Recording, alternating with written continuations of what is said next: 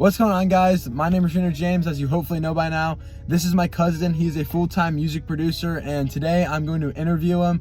And you want to introduce yourself a little bit more? Yeah, so my name is BeautifulBeats. I'm a music producer. I'm so excited to be on Reno's channel. I watch all of his videos.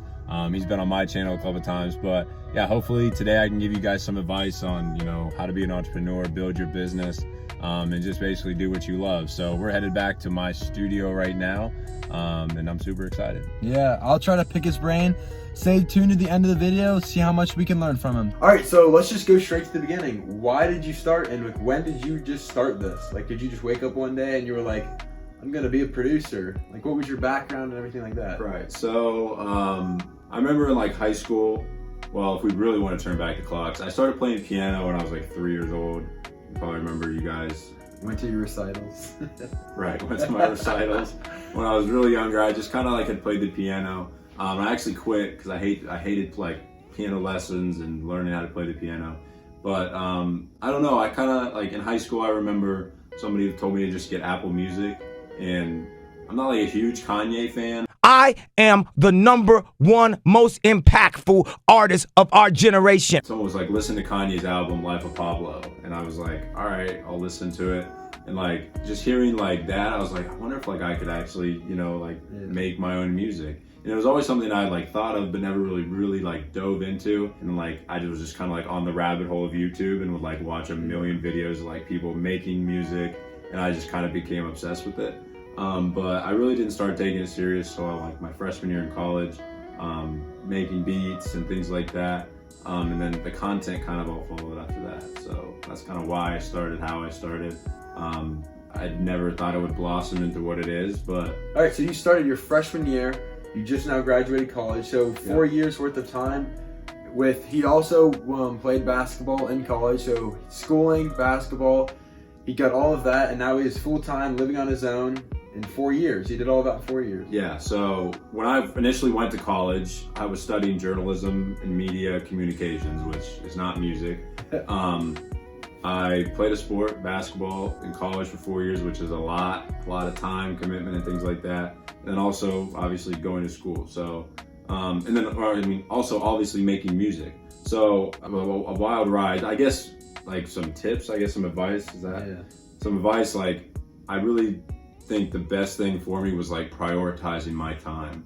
Like, I don't drink, I don't smoke.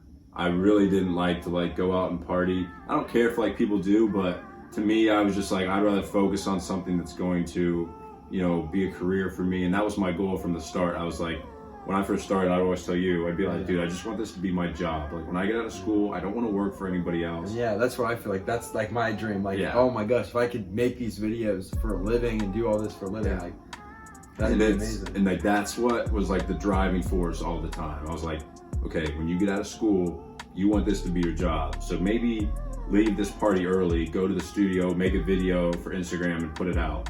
Like, that's how I was thinking the entire time. I wasn't worried really about anything else. Like, yeah, I went and had fun, but prioritizing my time was probably the biggest thing. And just having that goal and putting stuff out was what was biggest, so yeah. Awesome. All right, so you started on Instagram. Yeah, so yeah. So Instagram, that is just such a hard platform. It's not like TikTok nowadays, because like back then, especially like 4 years ago, before even Musical.ly or whatever, like no one really even knew about that. Starting from 0 followers on Instagram is obviously extremely hard. It's hard to get discovered and stuff because your content isn't just getting pushed out. It's getting pushed out to followers, not the public really. Right. So how did you begin to build up to 54,000 followers in that short amount of time? Yeah, so big journey to start with.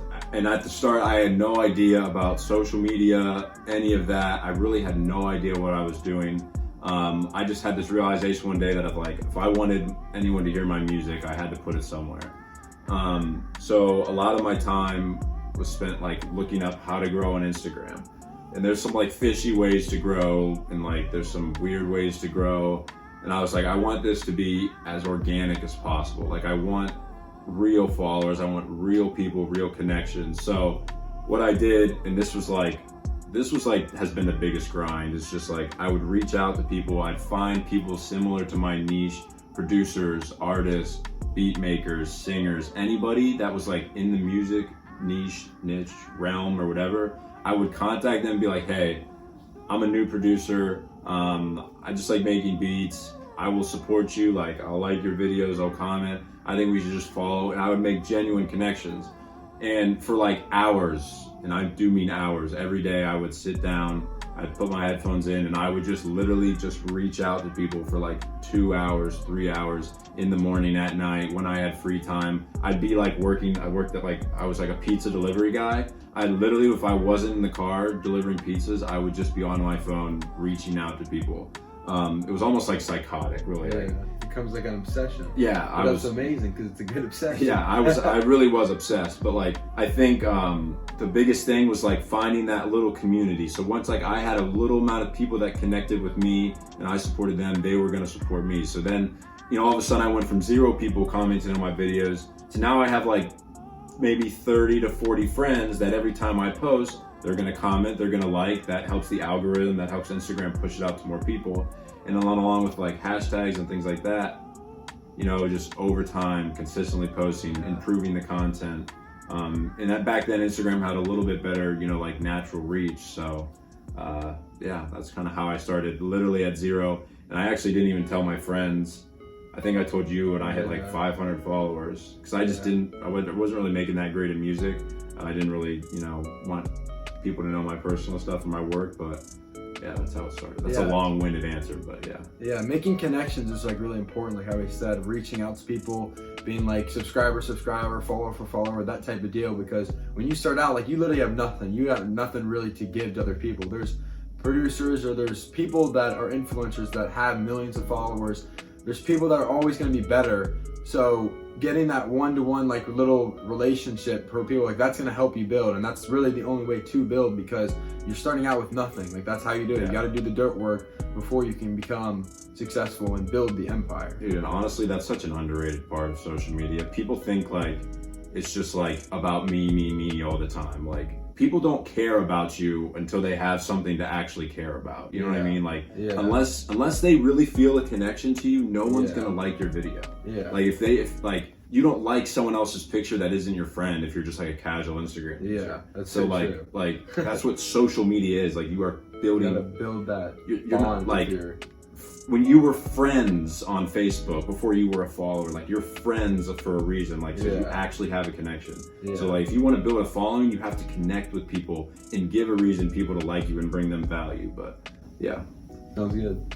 So how did you like turn this into a business? Because obviously there's a ton of streams of revenue that like the average person isn't going to understand and they're not going to know about. So let's dive into that a little bit and like show how many different ways you can make money. So, and I'll say this. At first, I was like, it's not really about the money.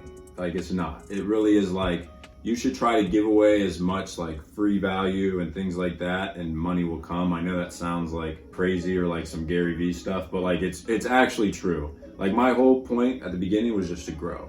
But now that I have a following and, you know, people that follow me and people that care, you know, now it's all about building an actual, you know, brand, a business, and how do I monetize them. So for me, a lot of like what I do is, my 2 biggest right now are custom work. So I do a lot of like custom tracks for artists. I even have done stuff for like, these 2 girls were starting a podcast. So they're like, hey, we need a custom track for our podcast intro. I got you, you know, like basically just like diversifying things that I can make for people. Custom work, which, you know, you can charge more for. Next step is YouTube promotions, right? Companies, and I only have like 6,500 subscribers, which might be a lot to somebody, but there's also people with like millions of subscribers. So I get, even at that like somewhat low subscriber count, I still have companies investing in me to have their products in my video. And I think that's one of like the coolest things you can do on YouTube is having sponsorships and like building relationships with actual companies to get free stuff, and they pay you to just talk about their product. I think that's just such a great way to make money. So, and that cuts down on my expenses, because like they're giving me products that I would eventually buy anyway because I'm a producer. Like my speakers were free, things like that. That is a big source of revenue. And then next I would say, and promotions like that are Instagram, YouTube, you know, really anywhere. And then next I would say like just selling beats in general. If I post a beat on my page and somebody likes it, they'll come and buy it. And then into like the lower forms of revenue, streams off like Spotify, Apple Music. I do have songs out. I actually want to do more where like I co-release songs with artists, so I'm more of like, you know, the DJ Khaled, a Marshmello, or like a Metro Boomin, where you actually know who the producer was, or like Internet Money is super popular now, rather than just being like someone behind the music. So streaming revenue, YouTube revenue. I just got monetized on YouTube, which was a grind. Obviously, That's so cool. took a long time, but that's some. What are the requirements? 1,000 subscribers and 4,000 watched watched hours. hours. That's a ton. So yeah, watched hours was tough, hard to get to, but if I would have been consistent with posting, I took a little break. But, You were focused more on Instagram. yeah. So now at the passive YouTube revenue, I'm coming out with merchandise. We'll get a little close up on that. So merchandise Coming soon. Yeah, actually haven't dropped the merch yet, but merch, and then actually something I forgot. There's a lot of them, sorry, but samples. And actually, this is a good lesson. There's a lot of them because you need a lot of them to like sustain yourself as, especially an artist. Like you, even as like an entrepreneur, you need multiple streams of revenue to be able to sustain yourself. Yeah. So another thing I do is I'll do like samples. So like I'll make melodies and I'll sell them on my Shopify store. I've created my own website. But yeah, and hold on. I think what's important is like there's probably like 10 different skills, right? And designing a website. Like it is not just making music, and maybe this is more for like music people in general, but like how to edit a video, like, you know, grow on social media, when to post. Like there's so many things that go into, you know, something on social media, but they're all valuable skills, and they're all actually skills that you could even like bring value to somebody else. Like I could probably walk into any company, a music like company, and be like, hey, I will run your social media. I've been in it. I know what people, you know, what people want and things like that. Experience. Yeah, so there's like there's valuable stuff. Like being a social media and like knowing how to work video, that's what everybody wants. Like being able to make content and things like that, that's what people want. That's what businesses need. So it's a valuable, it's a valuable skill. All right, so YouTube, as you can see, I have 186 subscribers. By the way, go subscribe. The first 1,000 subscribers, that's what like every major YouTuber says. That is the hardest point, the initial point to get that, because it's just so hard to get views on your video because you have no subscribers.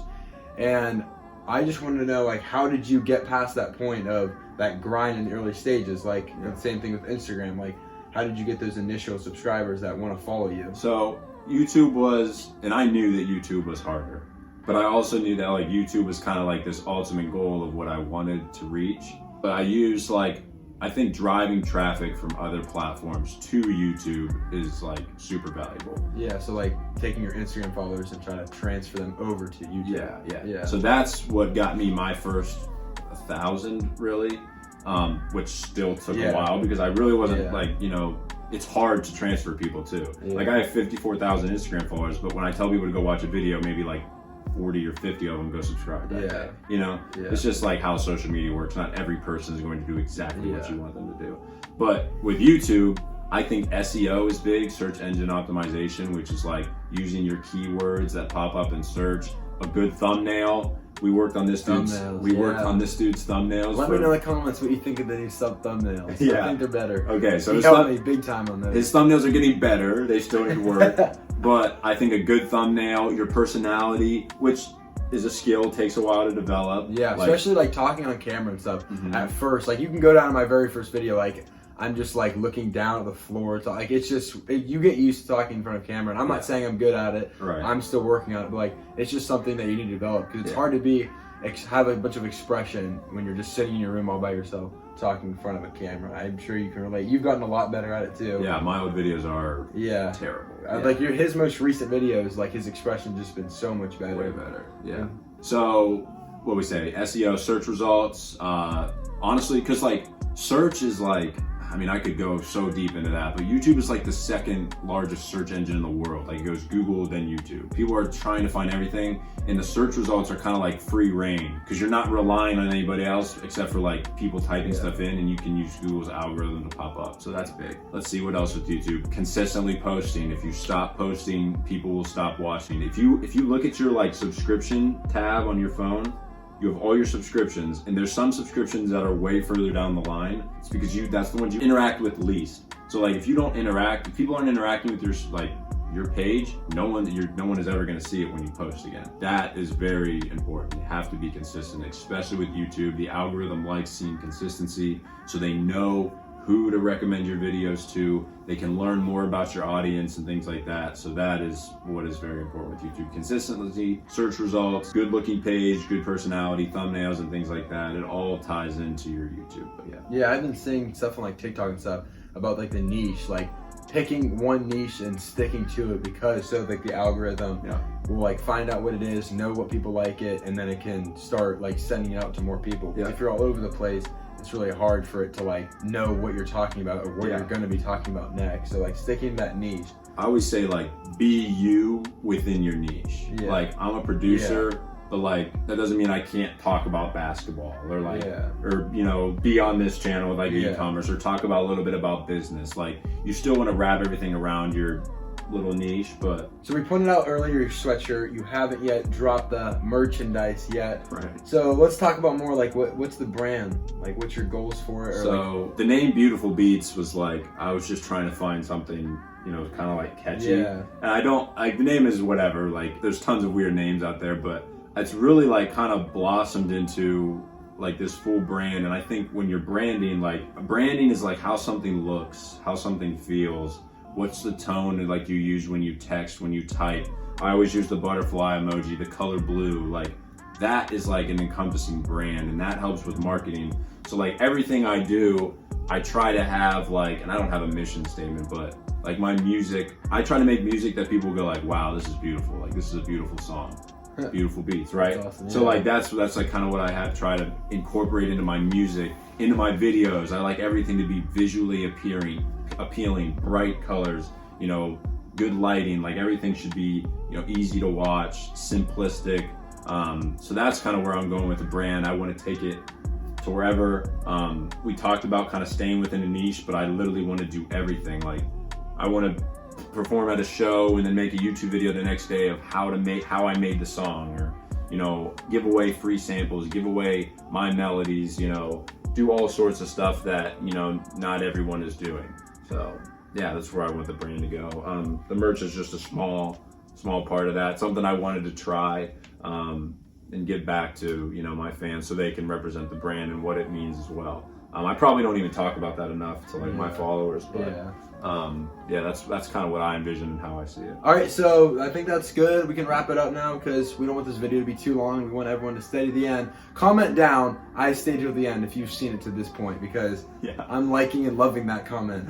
His Instagram is Beautiful Beats, YouTube's Beautiful Beats. I'll put pictures of it, links in the description. If you want to go check it out, subscribe to his channel if you're interested in music at all. And thank you. Thanks for having me on. Awesome.